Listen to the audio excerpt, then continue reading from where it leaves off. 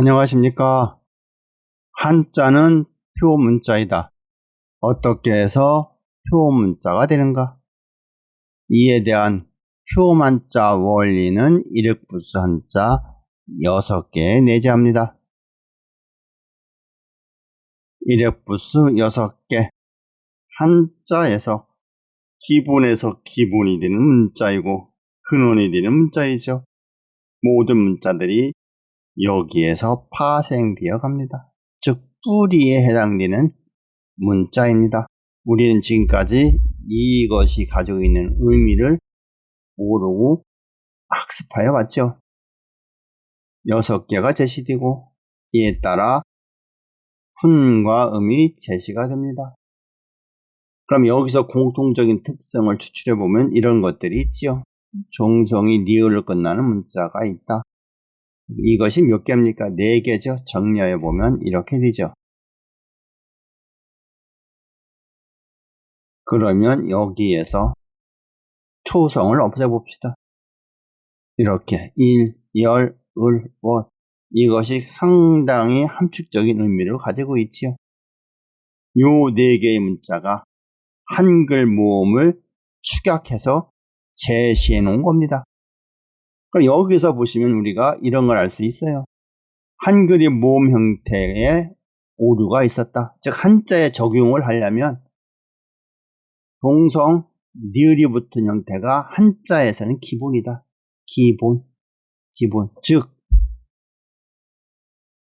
표만자 원리에서는 초성이 없는 음절문자의 형태로 해례가 된다. 예시가 된다. 즉 우리가 알고 있는 이런 문자들, 이것들이 이러한 형태로 이해되어야 한다. 표만자 원리에서는 질음이라고 하죠. 질음, 바탕질자, 바탕이 되는 즉 표만자 원리에서는 이런 음으로 해례가 된다고 하는 것이에요. 다만 이렇게 쓰는 이유는 글자 자형이 망가지기 때문에 형태상 이응을 붙여 쓰는 겁니다. 병용해서 쓰니까 이해 부탁드립니다. 한글 모음은 어떻게 도출되어야 하는가? 한글 모음은 우리가 가장 기본적인 사고방식 상하 좌우 그래서 이렇게 제시가 되어 있어요. 자, 그럼 첫 번째 것은 일은 모음을 보게 되면 상하예요. 상하. 그러면 열은 어떻게 설명이 될까요? 이것은 상하에서 좌측에 2개가 붙었구나. 이렇게 추출이 가능하지요. 그러면 좌가 있으니까 우가 있어야겠죠. 그래서 상하, 우, 두가 됩니다. 그럼 이 문자는 이렇게. 즉 열이라는 문자를 제시해주면 야는 당연히 나오는 거예요. 우리 조상들이, 선조들이 그렇게 함의하고 있었던 겁니다. 그 다음에 을을 보게 되면 좌우예요. 좌우. 그러면 좌우에서 상으로 가야겠죠. 상이, 상투. 그럼 이러한 문자가 되겠지. 요. 그러면 좌우 하투가 됩니다. 좌우 하투. 율이 돼요. 율. 그러면 여러분들이 요것과 요것을 합쳐봅시다. 그러면 상하 좌우가 돼요. 그러면 이 문자와 이 문자의 조합이에요. 그러면 이 문자가 되죠. 여기에서 이쪽으로 간 거예요. 그럼 어떻게 갔느냐? 이런 식으로 갔어요. 상하에 좌측에 하나를 붙였습니다. 요거. 좌우에서 상이 하나 붙었어요. 근데 이 문자가 틀렸다고 하는 것이죠. 즉 정확한 표현은 이 표현이 되는 거예요. 이 표현. 좌에 하나 붙었고 상에 붙었습니다. 그러니까 이번에는 상하에서 우측에 붙고 좌우에서 하에 붙어요. 그러면 이런 문자가 되겠지. 이런 문자. 그래서 이것을 적용시켜보면 우리가 현재 쓰고 있는 한글에서는 왈이 돼요. 즉 이 형태가 맞는 거죠. 이 형태가. 그런데 이렇게 순서를 조금 바꿔놨죠. 자, 그러면 우리가 여기에서 나타나지 않은 음들이 있죠. 그런 경우 이런 음들이 있습니다. 얼과 알이 있어요. 얼과. 그 다음에 이쪽으로 오면 올과 울이 있어요. 그러면 이래서 이렇게 파생되어 갔어요. 여기에서 이렇게 파생되어 갔고, 그러면 이 음도 무언가 근원이 되는 바탕이 되는 음이 있을 거예요. 그걸 생각해 봤을 때, 자, 한글 모음이 이렇게 제시가 되어 있습니다. 총 13개가 됩니다. 그리고 이런 문자가 있어요. 우리 조상들이 쓰던 문자입니다. 가림토 문자. 한 단고기의 단군 세기에 따르면 3대 단군인 가륵 제2년 2181년에 단군이 삼랑을부르에게 명하여 정음 30발자를 만들었다고 합니다. 이것이 가림토 문자예요. 지금부터 약 4000년 전이죠. 참으로 문자에 기발한 아이디어를 가진 민족입니다, 우리는. 그래서 이렇게 써 있어요. 그러면 여러분들이 이 부분을 보십시오. 이것이 몇 개입니까? 13개예요. 제가 제시한 것도 13개, 여기도 13개입니다. 우연히 일치일까요? 자, 그러면 가림토 문자에서 제자 원리를 만들어 봅시다. 자, 이 문자는 상하로 되어 있어요. 상하. 그럼 두 번째는 자어로 되어 있죠. 그러면 여기는 뭡니까? 상하에 자우로 되어 있죠. 그럼 여기에서는 좌우에 하상을 되어서 하상. 여기에서는 우자예요. 우자. 그럼 여기서를 잘 보세요. 여기서. 그러면 여기서는 상합니다. 즉 이 부분하고 바뀌어 있죠. 이것이 우리 조상이 위대하다고 생각하는 것입니다. 자, 그러면 가장 기본이 되는 문자 상하 좌우, 즉 이것이 상하 좌우의 축약된 형태라고 볼 수 있어요. 그래서 우리가 이것을 위의 것과 비교하면 이런 의미라고 하는 것이요. 을이다, 을. 즉 이거라고 하는 것이죠. 이거. 그러니까 우리 선조도는 4000년 전에는 이것을 먼저 썼다고 하는 거예요. 그 다음에 여기까지는 똑같죠. 이렇게. 여기 두 개가 남습니다. 이 두 문자가 남아요. 잘 봅시다. 그러면 이 문자는 어떻게 되느냐면 요것과 요것이 조합이 돼야 돼요.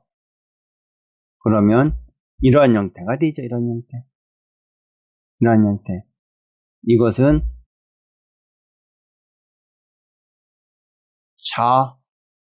자하를 가져온 겁니다. 자하. 그래서 이것은 우리가 왈이라고 읽어야 돼. 왈. 그 다음 거. 요 문자하고 요 문자의 조합. 그러면 이것이 될 거예요. 이것. 그러면 우리는 이것을 요거하고 요거의 조합이에요. 이것을 가져왔고 우리는 이것을 월이라고 읽어야 합니다. 그래서 가림토 문자에 나타난 거 이건 월이죠. 월. 그러면 한자 1일 부수 한자 6개에서 제시된 거하고 동일한 개수가 나와요. 개수. 이 부분을 봅시다. 요거하고 이게 있어요. 잘 보시면 이것과 이것이 조합이죠. 이렇게 가서 이 조합 형태예요. 이렇게. 이것과 이것이 조합 형태. 즉, 그러니까 우리가 지금 쓰고 있는 월과 war의 상태죠. 상태. 여기에서 월과 war의 형태이죠. 그런데 우리가 이 영역은 쓰지는 않습니다. 안 쓰는 영역이에요.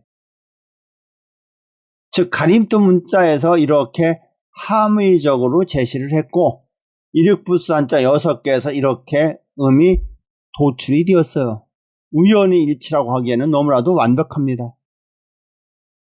참으로 위대한 민족이죠. 그래서 가림문자 이 문자를 보시면서 이것을 생각을 해야 돼요. 그러니까 지금 우리가 쓰고 있는 한글의 자모음 순서가 많이 틀렸다고 하는 것이죠. 그러면 가림토 문자 첫 문자에서의 함이, 즉 이 문자는 매우 중요한 의미를 갖습니다. 가림토 문자에서는 단독으로 쓰면 을이에요, 을. 붙여 쓰면 그 음의 반음이 됩니다, 반음. 훈민정음에서는 아래아라 가고 단독 또는 다른 모음과 결합이 되죠. 근데 현재 이 문자는 사용되지가 않죠. 다만 훈민정음 창제 당시에는 썼다고 하는 것입니다. 그런데 이 문자가 지금 일일부스의 함의인 표만자 원리에서는 이 문자의 역할이 요구되고 있다고 하는 것입니다. 다시 사용되어야 한다고 하는 것이죠. 한번 보시죠. 이렇게 제시가 되어 있습니다. 그리고 열에서 야, 그리고 율에서 율, 그리고 월, 왈, 이렇게 도출이 되었어요. 그러면 여기서 빠져있는 모음이 이것이죠. 얼과 알이에요. 그 다음에 울과 울이죠. 그런데 이것들이 표만자 원리의 과정에서 한번 봐야 돼요. 그러면 얼과 알은 이 부분은 파생되어 간 문자들이에요. 어떤 문자에서 이의 문자에서 파생되어 갔지요.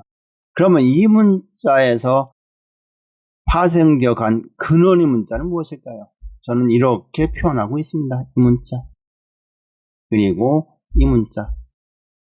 즉 한일에 이렇게 요 점, 요것이 찍힌 형태라고 하는 것이죠. 이렇게. 그래서 이것의 정의는 이렇게 내릴 수가 있어요. 자, 얼과 알의 중음이며 일의 반음이다. 이렇게 저는 정의를 내리고 있습니다. 그러면 이 을은 이렇게 되겠죠. 각각 이렇게 파생이 되어가면서 표만자 원리에서는 첫 번째 영역은 굵기가 같다. 그래서 두의 상형이나 사람인의 상형에서 두 개의 문자 상형이 굵기가 같다. 그리고 두 번째는 선광, 선익이 굵다. 그 다음에는 후광, 뒤에 부분이 굵다. 이렇게 표만자 원리에 적용이 된다고 하는 것이죠. 가림도 문자에서는 10개를 제시했고 표만자 원리, 일획부산자는 기본적으로는 13개인데 2개가 하축되어 있는 것이죠. 이 주상자는 이것까지 유추해낼 수 있도록 제시하고 있는 것입니다. 다만 우리가 몰랐을 뿐이죠. 그래서 한자에서는 이러한 음들이 이러한 순서대로 사용되어야 한다고 하는 것이에요. 이러한 순서대로 15개, 가림토 문자에서는 13개, 결국 2개는 숨겨져 있는 거죠. 이렇게 하면 한자에서의 표문자 원리 적용은 아주 용이합니다. 어쩌면 이것이 우리의 문자 체계의 기본이 될 수 있는 것이죠. 지금 사용하고 있는 것은 너무 난해합니다. 즉 이렇게 새로운 형태로 한자의 표음, 한글의 표음을 볼 수 있다고 하는 것이죠. 우리가 생각을 달리하여 봅시다. 한자는 표음 문자이다. 한자에서